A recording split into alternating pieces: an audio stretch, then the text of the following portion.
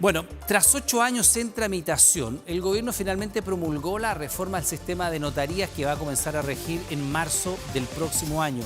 Queremos hablar de este y otros temas. Estamos junto al ministro de Justicia, Jaime Gajardo, a quien saludamos y le damos la bienvenida al canal 24 Horas. Ministro, ¿cómo está usted? Buenas tardes y bienvenido.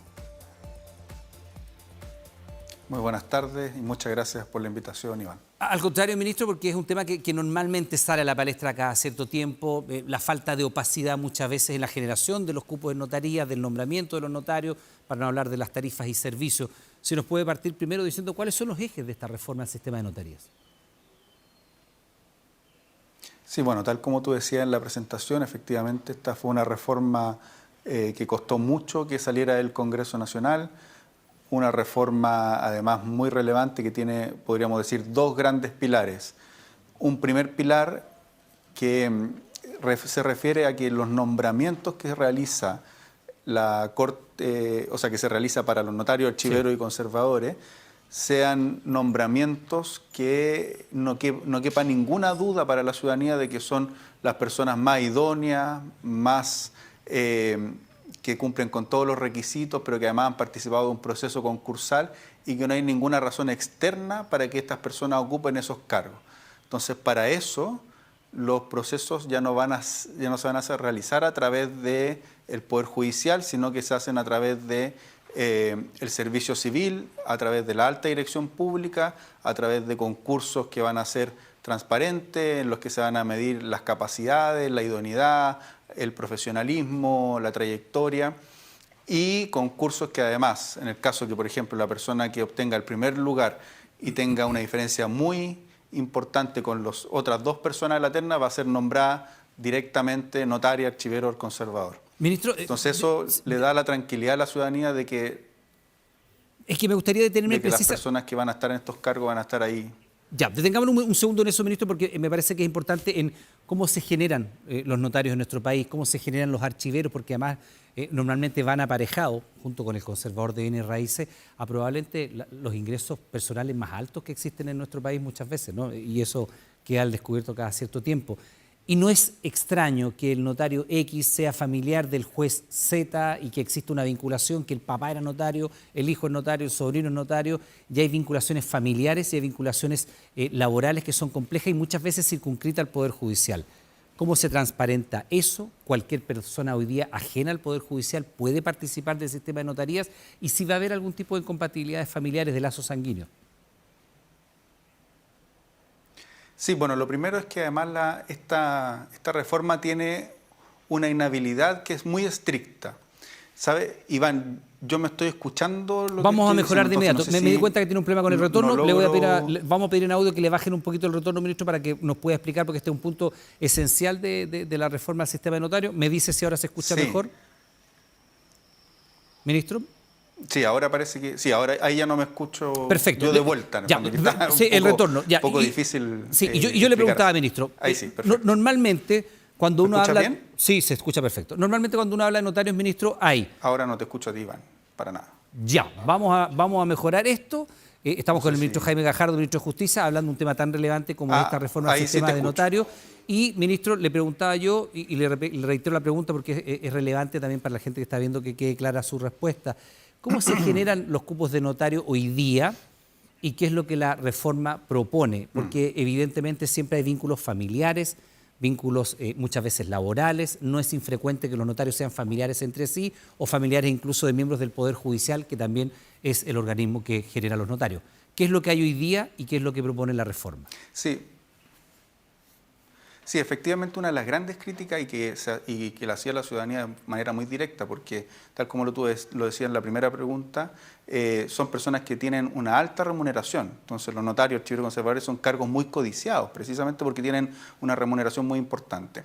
Entonces, para evitar que estos cargos sean de una u otra manera solo ocupados por personas con vínculos, ya sea con el Poder Judicial o con otras autoridades, ya sea del Congreso o del Poder Ejecutivo, lo que hace esta reforma es que primero establece una inhabilidad que es muy estricta. Y eso es un gran paso de esta reforma. Ninguna persona que tenga un vínculo familiar directo con algún magistrado del Poder Judicial, con algún senador o senadora, diputado o diputada, ministro, subsecretario, etcétera, con las más altas autoridades del país, va a poder ser nombrado notario archivero conservador. Eso es lo primero. Ministro, ¿le puedo hacer una pregunta sobre ese punto? Los concursos ya no los va a hacer. Claro. Una pregunta sobre ese tema, para ir descartando. Esta inhabilidad que usted dice de los lazos sanguíneos, ¿son hasta primer grado, hasta segundo grado? ¿Son los hijos, son los padres, es el cónyuge? ¿Hasta qué grado llega esa inhabilidad? Es hasta tercer grado de consanguinidad, lo que significa que es hasta sobrinos, entiendo. Perfecto. Perfecto, sigamos con lo que usted estaba planteando. Entonces está la tercer inhabilidad. Tercer grado, claro, y una regla muy estricta, porque yo le nombré a algunas de las principales autoridades, pero está también la Contraloría, está los fiscales judiciales, están también, por cierto, como ahora estos concursos se van a hacer a través del sistema de alta dirección pública, también las personas que ocupan los principales cargos del servicio civil. Es decir, es una regla muy estricta que debiera, desde el momento que se empieza a aplicar, generar que se le entregue la confianza a la ciudadanía de que las personas que llegan a esos cargos están ahí por sus méritos, por sus capacidades. Segundo, se hacen estos concursos ahora en el servicio civil, alta dirección pública. Antes se hacían en las cortes de apelaciones. ¿Ya? Entonces, primero no eran concursos que tuvieran reglas muy claras respecto a cómo votaban los ministros después para que esas ternas llegaran al Poder Ejecutivo. Ahora van a ser concursos que hace alta dirección pública con pautas técnicas y concursos en la cual va a poder postular cualquier persona que cumpla, por cierto, el requisito de ser abogado o abogada y va a poder postular a estos cargos y van a tener que superar las pruebas técnicas. Una vez que superen las pruebas técnicas van a obtener un puntaje y ese puntaje va a ser transparente, se va a dar a conocer públicamente y ese puntaje es el que va a la terna para que el Poder Ejecutivo decida quién va a ser notario archivero conservador. Pero se disminuye la discrecionalidad del Poder Ejecutivo porque al establecer ternas preladas con un puntaje va a pasar algo similar a lo que ocurre con las compras públicas. En el fondo usted va a tener el oferente que tiene el puntaje más alto y por ende es al que uno debiera asignarle el concurso. Perfecto. Exacto. Y va a ocurrir prácticamente lo mismo, pero tiene una regla que además es bien interesante, que si la persona que obtuvo el puntaje más alto tiene una diferencia muy superior a las que vienen, esa persona queda nombrada inmediatamente. ¿Cuál es esa diferencia muy superior? ¿Hay un rango, hay un porcentaje? ¿Cuál es el criterio? ¿O queda a 80% más. Ya, si uno tiene, por decirle, 100 y el superior al 80% 100 y el otro tiene 60. Del que viene. Ya, perfecto. Ministro, evidentemente la ley no puede ser retroactiva por principio judicial, pero ¿qué pasa con los notarios actuales, los que existen actualmente? ¿Sigue funcionando de la misma manera en que se han generado los cupos o se va a revisar en función de esta nueva normativa? Sí, primero que todo, los notarios archiveros conservadores hay mucha movilidad, porque también se cambian de oficios, ¿ya? Entonces, en general se realizan muchos concursos, estamos hablando de casi 100 concursos, incluso un poco más, al año a lo largo del país, ¿ya?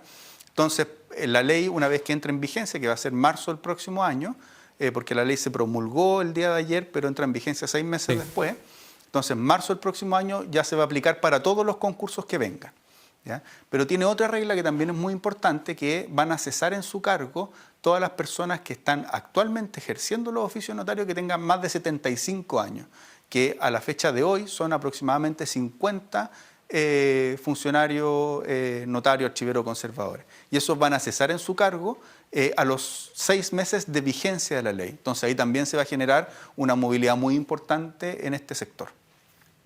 Ministro, perdón, y esos 50, antes de entrar a la otra, al segundo pilar, que tiene que ver con la transparencia de los servicios y los valores, ¿no? ¿Qué va a pasar? ¿Esos 50 son de un universo de cuánto, para entender cuántos van a quedar, entre comillas, exentos de ser notarios por la edad? Son alrededor de un poco más de 300 oficios notariales y 50 un porcentaje importante. Sí, por supuesto. Pero esos 50 son a la fecha de hoy, no necesariamente van a ser 50 a los 6 meses de entrada en vigencia de la ley, porque eventualmente podrían algunos pasar a cumplir 75 años y otros dejar su cargo por otras razones. Perfecto. ¿Ya? Antes de la entrada en vigencia de esa regla. Entonces, son alrededor de 50 y como le decía también, cada vez que se genera alguna movilidad, son aproximadamente más de 100 nombramientos los que se desarrollan en el año. Entonces hay una movilidad importante en esto, pero que claro, antes estaba muy destinada a, como usted decía, personas vinculadas con ciertos mundos, que es lo que precisamente se abre el círculo judicial con esta reforma. Ministro, ya, eso tiene que ver con Claro, con el cierto círculo. círculo. Por supuesto. Eso tiene que ver con la génesis, con cómo se nombra el notario, y ya entendemos que es un sistema que va a estar, si usted quiere, más normalizado, más transparentado y con algún criterio que puede ser más abierto a toda la ciudadanía para comprender cómo se generan los cupos de notario. Ahora, los beneficios para la ciudadanía. Porque normalmente una de las quejas es la diferencia de precios frente al mismo servicio y también la cantidad de documentos que uno podría eventualmente obtener sin la necesidad de este ministro de fe, que es un notario. Y le agrego una tercera, probablemente de la anomalía que usted más me debe haber escuchado. Firmó ante mí, y eso no siempre ocurre, ¿no? Que uno firma ante el notario. ¿Qué va a ganar la gente con esta reforma al sistema de notaría? Sí. Bueno, primero que todo, esta reforma va a implicar condiciones del servicio que van a estar reglamentadas expresamente. Por ejemplo, los notarios ahora van a tener que tener al menos 8 horas abierta la notaría durante todos los días, ¿ya? Van a tener que tener publicados los horarios de funcionamiento. Dentro de esos horarios de funcionamiento tiene que estar el notario físicamente dentro de la notaría. Yo creo que a todos nos ha pasado que abre la notaría, pero lo que ocurre es que dicen, bueno, el notario todavía no comienza a firmar, ¿ya? O el notario no se encuentra dentro de la notaría. Entonces, por ende, hay que esperar que llegue para que firme. Ese tipo de cosas no deberían ocurrir, ¿ya? Y si ocurren, que es la segunda parte importante, se incorporaron mayores fiscalizaciones a los notarios, archiveros y conservadores. ¿Cuáles son las mayores fiscalizaciones? Ya no van a estar fiscalizados por un ministro visitante, es decir, un ministro de una corte de apelaciones. Que es lo usual. Ya que, por cierto, lo que queremos es que los jueces y los ministros de las cortes estén resolviendo los casos de familia, penales, laborales, los distintos casos civiles que se someten a su conocimiento, no que estén fiscalizando las notarías, ¿ya? Entonces, para eso se saca de esa función a los ministros de las cortes y se los lleva a los fiscales judiciales, ¿ya? Entonces se le entrega esta función a los fiscales judiciales, pero también a un órgano que la ciudadanía está muy acostumbrada a recurrir cada vez que hay una mala prestación de un servicio, que es el Servicio Nacional del Consumidor. Perdón, entonces, el Servicio Nacional del Consumidor va a tener todas las facultades ¿ya? para fiscalizar a las notarías, archiveros y conservadores. Ya, pongámonos en la hipótesis. Voy a una notaría, está publicado el horario de atención a público, por ende tiene que estar el notario o notaria ahí presente. Si está abierta la notaría, 8 horas de continuo, tiene que estar el notario presente, ¿no? Si le sigo bien la idea.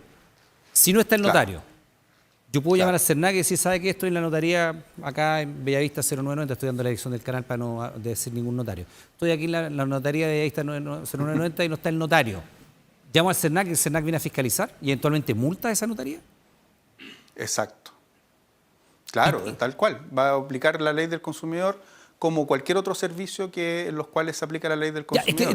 Va a fiscalizar, eventualmente va a establecer alguna multa. Es que sobre eso mismo, ministro, porque cuando uno normalmente tiene un problema con una... Escucha bien, ¿no?